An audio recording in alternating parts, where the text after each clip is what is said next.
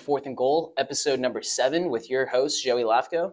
And I'm Robert Westerman. All right, great. Let's get into some great topics today. First topic on the board, the Rams are going to be making a first-round pick for the first time in 7 years. Robert, how do we feel about that? 7 years since the Rams have taken somebody in the first round.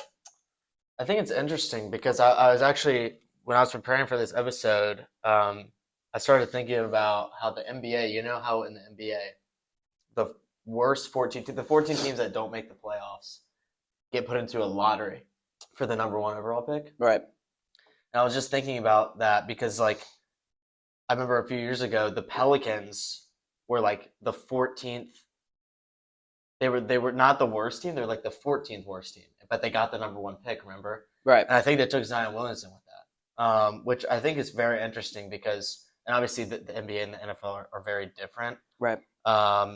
In terms of lots of things, and obviously the NBA has a lot more games, and maybe that has something to do with it. But I think like the best way to look at it is to compare it to another league's draft. And obviously we know the NFL is the most popular league in the country, and it produces more money, makes more money than any other league. But I think a comparison is the best way of looking at it. So with the NFL draft, there's 7 rounds, and each team is supposed to be given 1 pick per round. But obviously with the first round pick, it's obviously very possible that the Rams just went 7 years because they traded, and I mean they made a lot of big trades over the years. So It's not super surprising that it's been so long. But I think it's, it kind of shines a light on something because I think the other thing about the NBA is that it's very top heavy, right? Like in the NFL, there's so many players that could be drafted in the first round. And that's why you see so many different mock drafts. Like I feel like with the NBA, it's very straightforward with who is going to take who. I feel like this year in the NFL, it literally, like, especially even with the quarterbacks, like Caleb Williams is like 99% guaranteed to be picked by the Bears, but like Jane Daniels and Drake may have flipped. They're all over the place. They're all over the place, all right? Over the Exactly, place. exactly. So I think that's interesting. But yeah, I mean, with the Rams, it's just very possible. I mean, obviously they must have made some trades because, according to the NFL draft rules, they're supposed to get a first round pick. Yeah. So, I think if a team makes a bunch of trades and gives away picks, I mean, that's part of the game. But yeah, I mean, I think for the Rams, obviously getting a first round pick this year is great, but they won a Super Bowl, so yeah, I don't really know. And the Super Bowl, that's where you go back to making the point of do the picks really matter at that point in the draft? Because this team went to the Super Bowl and won with not having a first round pick in 7 years. Like at the time, probably 5 years, because 2 years ago. Yeah, what was that? Was that 2022? Yeah, that they played the Super Bowl. Yeah, but I mean, it's the Rams' willingness to trade away their first round picks for established players that can be seen as a gamble, but like they make the right trades, they make the right decisions in that front office. I think it's just a testament to showing how the draft, honestly, may be overhyped by a lot of people because they still went to the Super Bowl, they won. That's every NFL team's end all be all goal, and the Rams front office was very strategic in trading away their first round picks to making a Super Bowl team, like a now or never team. Like we're going to invest right now into winning a Super Bowl and like giving up everything that we have.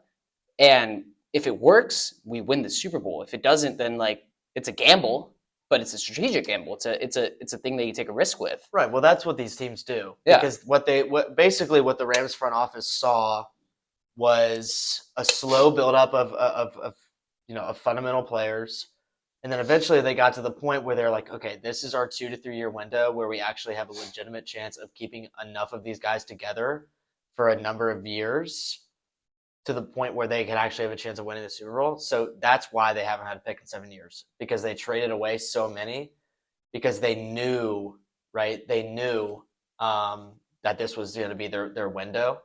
And that's what happens with these teams. Like, for instance, I think with Philadelphia, like their window is quickly closing. Like, obviously they just got Saquon, right? Which and of course his was what, the second highest running back contract, right? Right. Yeah. Behind No, I think it's behind Nick Chubb or behind Christian McCaffrey. Christian. Well, Chubb just signed a new deal, didn't he? No. Chubb got his deal revised. Actually, He got it revised. So basically, the Browns, what they're doing right now is they had him on $12 million a year, and now it's going to be $2 million. But he has the opportunity to make back that money in incentives. Oh, okay. Basically, because like the horrid injury that he had, they just don't want to risk anything. Like if he just comes back as a completely different player that's not the same deserving of that money. I'm sure he will, though. I'm sure he's going to make a great comeback. Off topic, though, the Rams, you have to go back to see what really attributed to their Super Bowl win, right? And I think it was obviously that Jared Goff, Matt Stafford trade. That was the year that they went and won the Super Bowl, right? And that was a trade that they gave first round picks to Detroit for, right? And that proves right there that okay, you can have first round picks and invest into your future like every other team does, obviously, or you can go and get the best people on the market to make that best team to go to the Super Bowl, and they did that. And so, I guess it really goes back to, I think, is the draft overhyped? Is the draft too much? And should more NFL teams kind of look at what the Rams did and say, like, well, that's what the teams are doing now. Yeah, exactly. That's yeah, what, they that, are. That's they are. The league is not the draft is important, obviously, right? Obviously, the draft is important, but it's not as important as it used to be.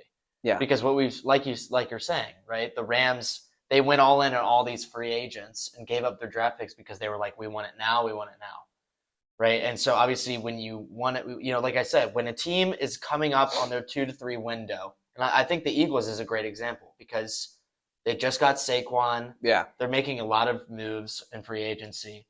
I don't even know what draft pick they have, but it's not a high draft pick, right? So clearly they're doing the same thing the Rams are doing because they know that their window's closing.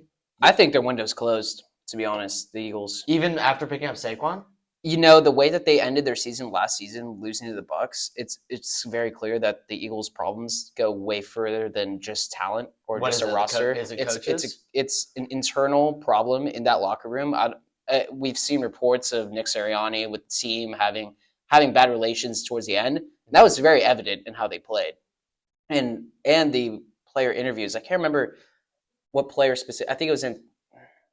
I don't want to say someone that wasn't, maybe Antonio Brown. I can't remember who was talking at the end of that season. But there were some locker room. There were a lot of locker room conflicts at the end, and I feel like that's definitely going to carry over to next season, especially losing Jason Kelce, which is a huge leader on that team, who is a guy that I'm sure in that locker room was a very like just neutral party, kind of bringing everybody together. But I mean, I think the Eagles' Super Bowl window is closed. I just think it is.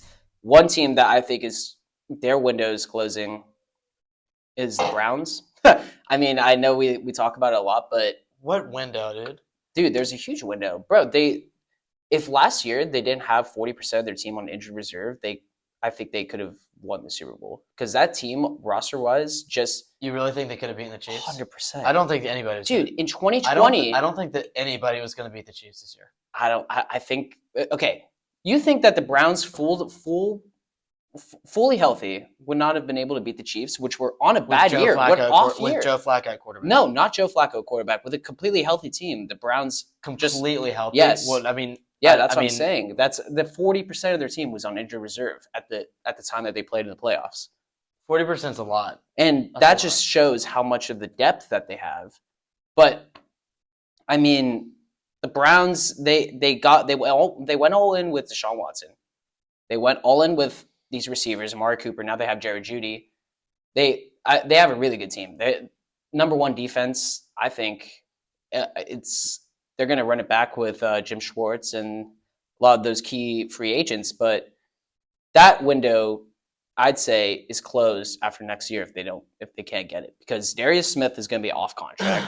A lot of those key players on the defense are going to be off contract, and you're not going to be able to afford to re-sign them when you have Deshaun Watson on a $250 million deal. So next year, I think, is going to be the last year that the Browns have to really show who they are, because they had the opportunity to show in 2020 who they were. and they almost beat the Chiefs. I mean, they got robbed. They like the refs didn't call that helmet to helmet, which was a touchdown that would have tied the game before the half, and that changed the whole momentum of the game. That was the last time the Browns actually went far in the playoffs.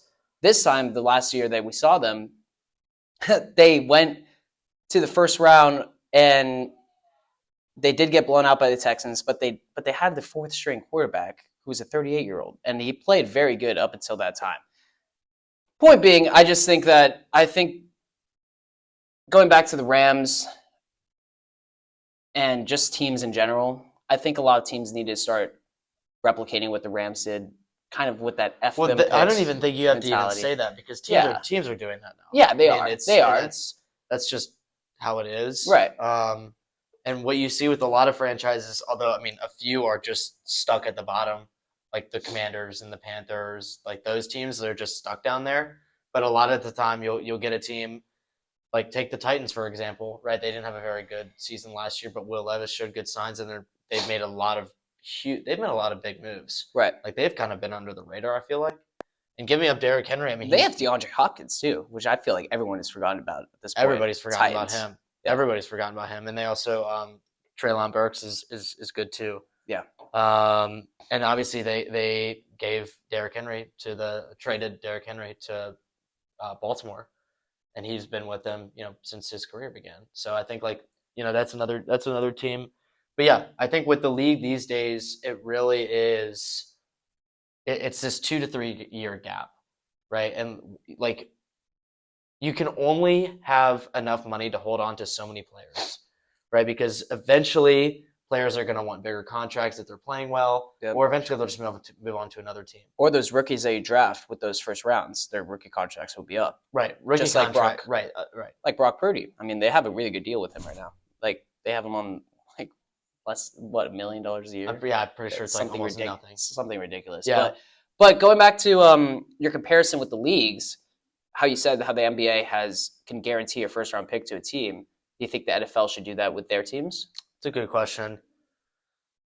Well, they are technically guaranteed.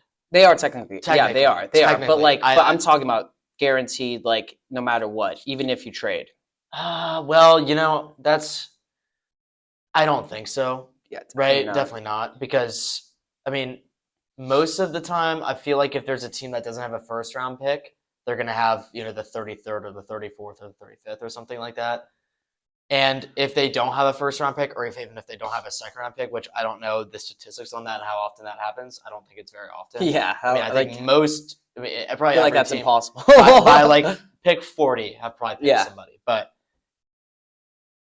what I'm trying to say is, if they trade picks for a player, then that's your opponent. Yeah, that's your thing. That's the deal. Prerogative. Yeah, exactly. Yeah, no, I don't think a team should be guaranteed a first round pick. And obviously, isn't a problem that the Rams have gone 7 years without a first round pick. Yeah, they won the Super Bowl. That's the thing, is that if you win a Super Bowl, it's just inevitable that you're gonna, one, have players leave, and two, you're probably not gonna have very good draft picks because you use them as leverage in your trades. Right. So, but yeah, speaking of Super Bowls, we had obviously the Chiefs won, and Mahomes and Kelsey are arguably the best duo in the NFL. Right. So, talking about duos in the NFL, obviously they're up there. Who else comes to mind? I mean, obviously it would have been Stephon Diggs and Josh Allen, but I had that too. That was my second one. Yeah, exactly. Joe Burrow and Jamar Chase are going to be coming back next year. I mean, we missed out on a year of them last year. Joe Burrow has a passer rating of 101 with 10,000 yards, 76 touchdowns, and 29 interceptions in 38 games with Jamar Chase. Wow. Yeah. That's pretty good. That's pretty good. 76 touchdowns and 29 interceptions is pretty good. I like that. That's a good number. Tua and Tyreek Hill come to mind. I mean, it's something that they can prove next year. Like I know that it's kind of a question if they're good duo. A lot of people think they are. I mean, I think the thing with Tyreek, it's just he's Tyreek. He's Tyreek. He can make anyone good. That's the thing. Yeah. Is that I think Tua is a good player and he has a lot of potential, but having someone like Tyreek in your back pocket for almost every play, I mean, like that'll make anybody look good because he can just he's Tyreek Hill. Like Yep. you don't even, I mean, I don't even know what else to say. Like how else do you describe him? You But know, I think that's what what were you saying? oh no, sorry, I interrupted you. No. So all I was gonna say is that in terms of a duo, I think like Tyreek and anybody. You know what I mean? Yeah, Tyreek. Right? I mean, yeah, for sure. But like, I obviously Tua and Tyreek are together now. But yeah, Lamar Jackson and Mark Andrews come to mind. I mean, just like okay, I'm sure they'll. They're not the best, but I'm just naming off like best duos that I could think of. I like that one. Yeah. I like that one. What any other Ravens players? I have Zay Flowers, maybe that could be a good. That could be a good one. Flowers is good. Like next year, like that, I could see a good. I like that one. Another one. So I actually a couple of mine. In terms of next season, I don't really know like if this is a duo because obviously when you think of a duo, you're thinking quarterback, receiver, or tight end. Right. I have Lamar Jackson and Derrick Henry. So, you know what I actually put too? Myles Garrett and Zadarius Smith. Okay. Yeah. All right. On the field, I actually took some stats. So outside of his rookie year, Garrett has racked up double-digit sacks in every season of his career, right? He finished top 3 in the league in sacks, 16 between 2021 and 2022, and 14 sacks this past season, right? Oh, you picked a Brown. Dude, you can't get away from the freaking Browns. Okay, but we're talking about this is a good topic. 2 edges, 2. No, I think you. No, I'm not. It's just 2. Probably the most powerful edge duo in the league, I'd say, Zadarius Smith and Myles Garrett. Come on, like they are. Well, the Browns dominating. defense is the best. Yeah, they're the best defense. Exactly. That's a great duo. That's a sense. great duo to watch. I feel like, but let me just tell you, pressures by edges paired with Garrett in the past 6 years. In 2018, we had Ogbo with 31, and then 2019, Oliver Vernon with 35. Okay. Then Vernon again with 51. Clowney in 2021, 53. Okay. And we go all the way up to 61 with Zadarius Smith. So when Zadarius Smith is on the field with Myles Garrett, okay, he is having 61 pressures. Compared to everybody else, that's better than everybody else in the past 6 years. That's impressive. So I honestly didn't even think about a defensive duo. Yeah, exactly. I mean, a defensive duo. I mean, what about Jalen Ramsey, Xavier Howard? Well, I don't know. Just throwing something out there. It's hard to see the stats in defense, but with these stats, it's pretty in terms of interceptions, I mean Ramsey and Howard probably up there. Yeah. I mean, obviously, the Dolphins traded him away, but last year maybe. Trying to think of other defensive duos that are good. Linebackers. I don't really know linebackers very well, but I think I mean, obviously, when you think of a duo, whenever you think of defensive players, you always think of one person, right? Like that one linebacker on that team. Yeah. You never think of 2 linebackers on that one team. You're right. Yeah, you're totally right. And so, like, it's rare to come by. I feel like the 2 really good players at the same position on defense, like that's hard to come by. So even though same position too. Yeah. Even though Zadarius Smith didn't have many sacks last year, he had 5.5 versus Clowney who had 9. He still had way more pressures than everybody else, and I think that's just because Garrett's getting those sacks, and then other people on the line are getting those sacks after they make those initial points of contact. Especially with how much double teaming both of them get. Yeah, it's insane. Garrett gets like held every single play. Yeah, but going back to duos, Zadarius Smith and Myles Garrett, I guess, is just like a throw out, kind of like just to be unique. You know what I mean? Like just like think outside the box, outside of quarterback and receiver. I like that. I didn't even like. Good on you for thinking defensively because I just look purely at offense. Right. But I think one duo we could see is Herbert, Marvin Harrison Jr. That's what I was gonna say. Really? Yeah. Really? Yeah. I literally have it right here. Herbert and who? New receiver. Marvin Harrison Whoever Jr. it's going to be. Yeah. Who's the LSU Malik Neighbors, right? Yeah, Malik Neighbors. So it's like, again, like we were talking about earlier, it's like these guys like flip-flopping. What about Matt Stafford and Cooper Kupp and Cooper Cup and Puka Nacua. Well, that's a good one. That's a good duo. Puka Nacua, yeah, he Cooper Cup and Puka Nacua. he showed up I like that. late in the season, and Cup unfortunately had some injuries. Yeah, exactly. I like that one too. And he was a late round pick. I think like 5th round, 3rd round. I don't even remember. Definitely not. Yeah, like 4th or 5th maybe. Yeah, I can't remember. Yeah, he was a good pick. Yeah, not a high pick, but a good pick. Yeah.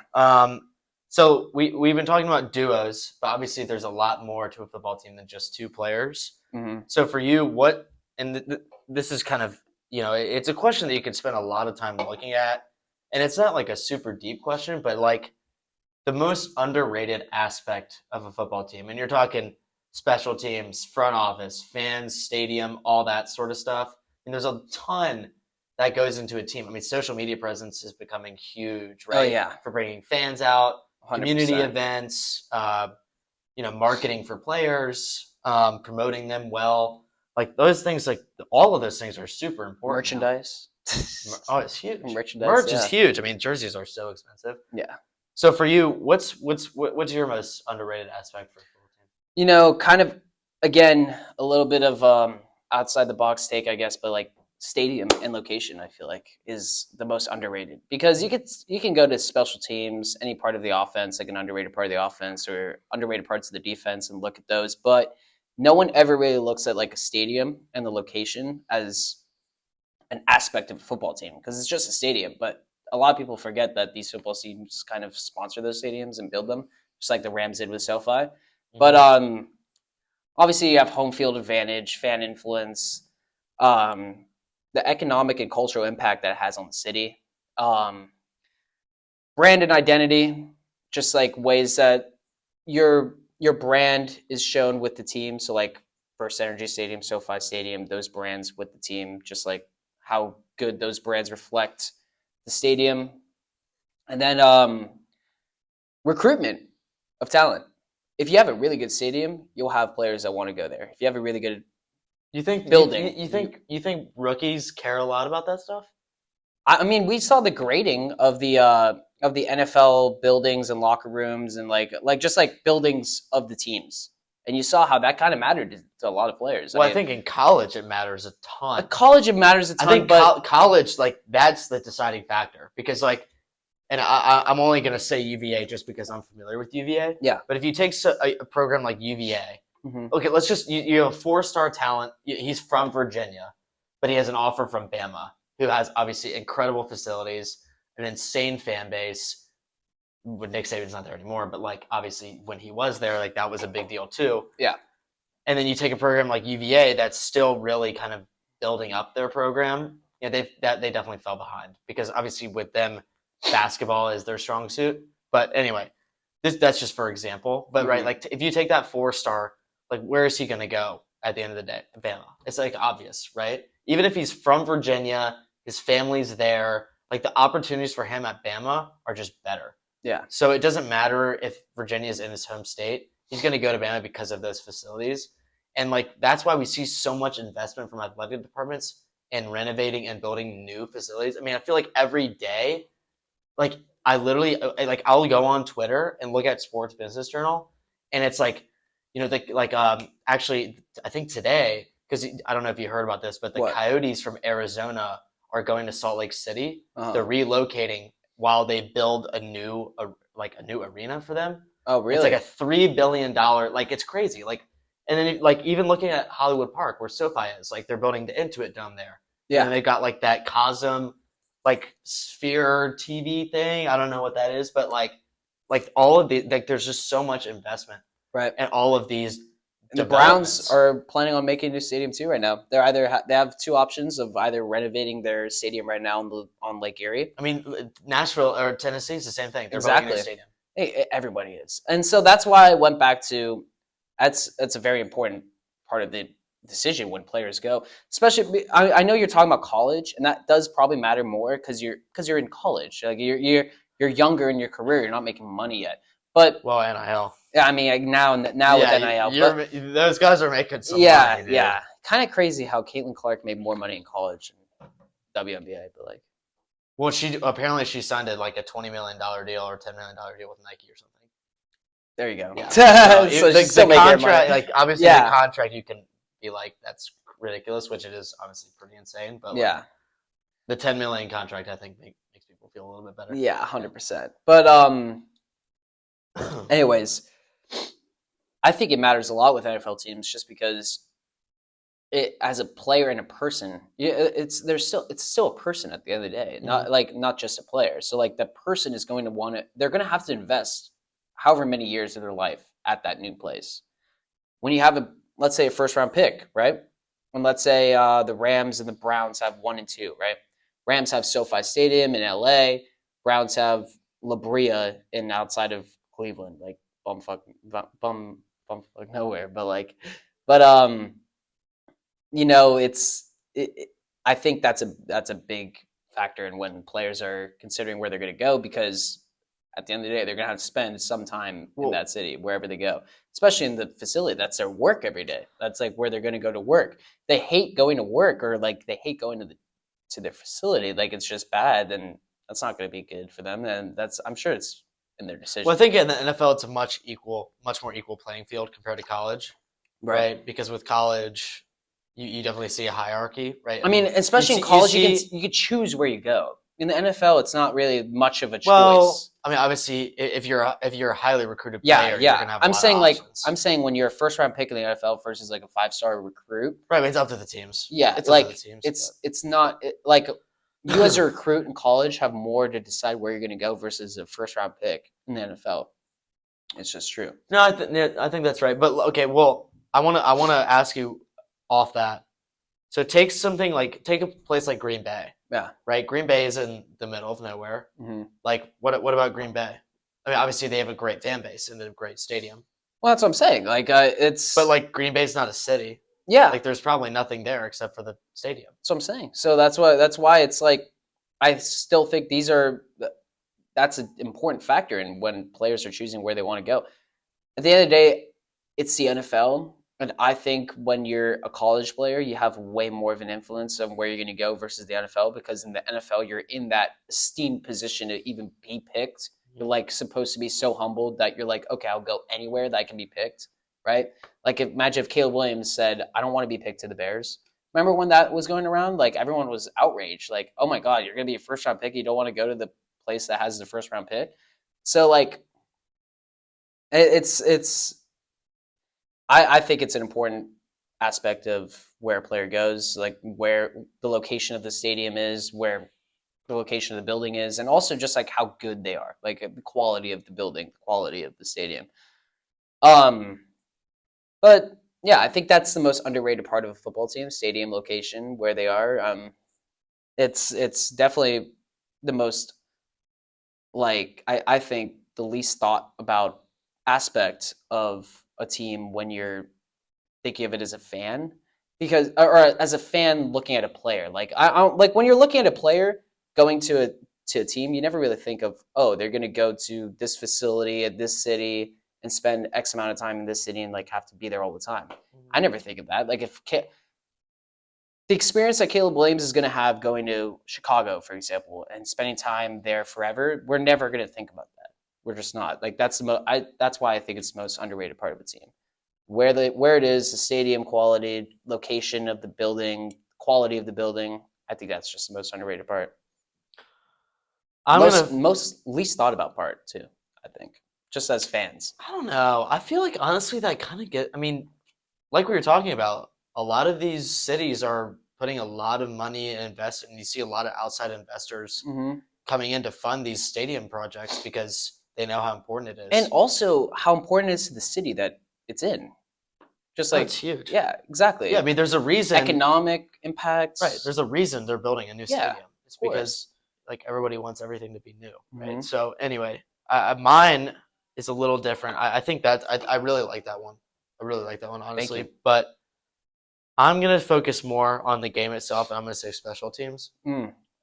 Just because think about all of the instances. I was going to say special teams too, by the way, before I picked stadium. Yeah, that's a good pick. Yeah, I just think, because think about the amount of times, like for instance, you know, even if it's like the thing about football is that a lot of the time I notice that it's the small things that really matter. You know, picking up that penalty that you didn't need to do, or like getting that unlucky face mask, or like or not making the kick. Well, right. Obviously, with special teams, and it's not even making field goals, making or missing field goals. It's like, having a bad punt, kicking Mhm. a kickoff out of bounds and letting the team, start where they start at the 40. Yeah, I mean, exactly. that's insane. That's like Yeah. 15 yards. I mean, that's a lot. Or if you're a kicker and you don't get it, let's say within the 1 and you get it in the end zone, it's just automatically a 25, 20. I don't even that. I'm not even talking about that. I'm just thinking like, I mean, if you punt it and it like takes a bad bounce in the end zone, like so be it. Yeah, it's so be But it. I think But at like, the same time, as a special teamer, your goal is to get it to that 1 or 2 yard line, and a lot of the times it doesn't happen. well, that's very hard. It is. That's It is very very hard. hard. It is Yeah, very hard. no, But I'm saying, that's a I'm good point. That's a good point. But I'm just saying underrated. like picking up dumb penalties. Yeah, I get Kicking what the you're ball saying. out of bounds, and obviously sometimes there might be like a win factor or whatever. But Yeah, like what I'm saying is like and say missing an extra point. It's kind of like, so NC State made the Final Four, and UVA had the chance to knock them out of contention completely in the ACC tournament. If one player, if UVA missed a bunch of free throws, if they had just made one of those free throws, NC State never would have made it to the Final Four. They never would have made it in the NCAA tournament. And I'm kind of comparing that to like an extra point or a field goal, like that a kicker just misses. That should be easy. right. Like those things are so important, and having a good punt return, making sure a field goal doesn't get blocked, making sure a punt doesn't get blocked. Like those things are like those are huge. Yeah, So I really think special teams is the most underrated factor. I completely agree. And just to back up your point, with Brown stats, I know That's Brown, fine. Hey, it's your Brown team. It's your stats. team. I want to back up your fact. We brought in two very important special teamers that completely changed the way our special teams played. Brought in Corey Bajorquez, great punter, Mhm. and then Dustin Hopkins, amazing kicker, literally like a amazing kicker. But point being is in 2022, during the 2022 season, let's just look at how many losses the Browns had within like one score, right? So we had the Browns and Chiefs losing by 4 points. Mhm. That's like very very close to a field goal, but let's just say they got the extra field goal. Like That look would for. have been I'm talking 1 point. about I'm just games saying, that literally it's like 1 point, 2 yeah, points. exactly. Right? So we have Steelers 5 points. I guess that's a little different, but okay, where is it? I mean, Ravens, they could have won this game if they had, or at least been tied if they had 2 extra field goals. But two, um, where is it? 2 points here against the Raiders, 2 points here against the Packers. Point being, they had a lot of losses within 2 to 3 points or 4 points, Mhm. where they could have just, that's either missed extra point, not taking a field goal, going for it on fourth down instead. And then comparatively to the next season, the Browns had like right here so many wins within 3 points. Right here, the 49ers, they won by the game winning field goal. The Colts, they won by field goal, 39-38. They then won, or they then won against the Ravens, 33-31 on a game winning field goal. They won against the Steelers on a game winning field goal. They also won against the Jags with the field goal at the very end. Mhm. Bears game winning field goal, very very repetitive theme. The kicker saved their ass in this season. Like he really did. Dustin Hopkins came in clutch for them. A lot of game winning field goals, but I think that just goes back to your point of special teams is very underrated in making or breaking a game. Yeah. So we'll end today's episode with kind of a more fun topic. Um, let's talk about jerseys. Oh yeah, Home, away, alternate, a Mhm. combination of the three. However you want to look at it. What do you got for us? you know am in love with every Rams jersey. They Okay. are fire. They I are like that. fire. The all royal, the all blue, like, and then my favorite is the bone colorway. Right, I'll show you a picture right here, but um, it's just like they're all white. Um, right Oh, here, those are pretty cool. so fire, and like It's shiny too, like the numbers. They're like silicone shiny like material, so like it's very reflective. Um, but yeah, I'd say the Rams bone colorway probably my favorite colorway in the league. Um, but other than that, I love the Browns color rush jersey, just like the all brown one, like the I'll show you right here. Um,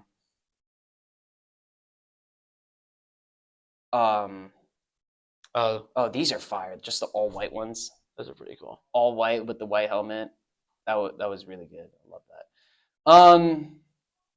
But yeah, those are some that come to mind. My also just another one just to throw out there would be I really underrated take, but I really like the Dolphins like light green like the green jerseys that they have. That's not an underrated pick, dude. You don't think so? Everybody A lot loves, of dude. If you ask, I guarantee you, if I went out and asked 10 people yeah, what their favorite jerseys were, I guarantee you 5 would say Dolphins. I'm serious. really? Yeah, people like everybody likes the Dolphins colors, I guess. but I mean, it's hard to argue against them. But for me, I really like the Ravens colors. Oh I yeah, really like the Ravens colors. the black jerseys that they have. The black jerseys, I think the purple and black go really well together. Yeah, And I mean, their alternates aren't like the craziest thing, but like they're like home and away normal jerseys are just so clean that it doesn't even matter. you know what I really like too? The Lions jerseys that they had recently, like the light blue ones. Well, the Lions like, I don't know. I could see that. I don't really like the gray and the blue to be honest, but Yeah, I don't like the gray and the blue, but the blue one that they have, I don't know which ones you're talking about. I also really like I like the Commanders a lot. these right here. Oh, the all blue. Yeah, Those are I just like them. Yeah, Yeah, that's nice. I like them a lot. Um, I also really like the Commanders colors a lot. really? Yeah, I think the red and gold goes really well together. Yeah. And then their alternate I think is all red or I can't remember. I think it's the all red one. I really like those. And What do you? Oh, I wait. really like I like the Chargers too. Yeah, yeah. The I was gonna Chargers say the alternates, Chargers jerseys. dude, that blue is so clean. yeah, the powder blue is amazing. I love Super clean. that's Chargers and Rams are probably my favorites in the league. Yeah, Like, they're both in LA, isn't it? yeah, it's funny that they're in LA, and that's not my bias showing, but but it is. I feel like my favorites. One just last one to throw out there, the alternate Eagles jersey, like the all green one. Yeah, the retros. Yeah, just these like these The retro with the like yeah, like the these old lucky school. greens. You That's know what I pretty mean? sick. Yeah, it looks like they're playing on like St. Patrick's Day or something. That's pretty sick. But yeah, those are probably my favorites. Yeah. Rams bone, Rams all white. I gotta go with that one. I really like dude. I like the Chargers powder blue. Yeah, I think that's sick. it's a good take. I think like that's that. sick. I like that. Wait, which one do you like better though? The powder blue, the lighter blue one, or the Chargers also have a dark blue one? No, I like the no. I like the dark blue one. Oh, really? Yeah. I like the dark blue one. Yeah. Yeah, those. Oh, yeah, those are sick. they were taking back to the San Diego days. Yeah. Yeah. Yeah, you get the San Diego yeah, vibe. the San Diego vibes. But honestly, I mean, you can almost go with like I feel like I mean some teams are like pretty bad, but yeah, I feel like most teams is like honestly they're pretty cool. But anyway, that's all we got time for today. So thank you guys for tuning in. Really appreciate it, and take care. we'll see you next week.